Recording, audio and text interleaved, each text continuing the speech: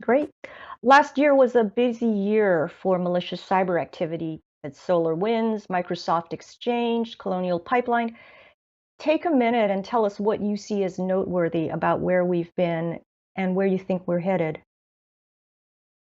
Yeah, 2021, I think, will really go down as a landmark year in cybersecurity. I think in a normal year, quote unquote normal, as recently as maybe 4 or 5 years ago, we would see one major cyber incident that would capture the attention of the government, at least, if not the public. We would marshal all our resources to respond to it. But then pretty quickly, especially when it comes to the public's attention to it, it would fade from view.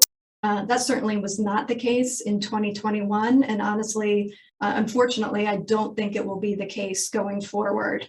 As Dimitri mentioned, we started off the year responding to the SolarWinds intrusion that was quickly followed by a very widespread vulnerability identified in Microsoft Exchange server that we saw cyber actors affiliated with China's Ministry of State Security very quickly move to exploit.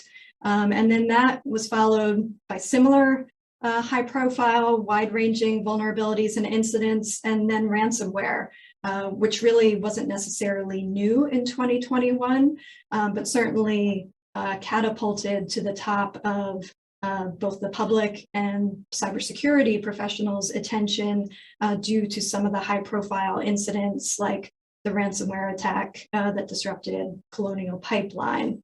So as we go forward, I think a lot of times, even in the way I just mentioned, we all tend to look at these incident by incident.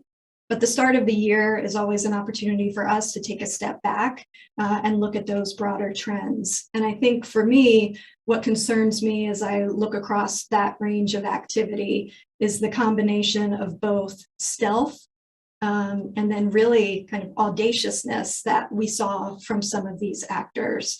And that certainly informs the way that we are marshaling our resources across not only U.S. government agencies, but also with international partners to detect and disrupt these threats.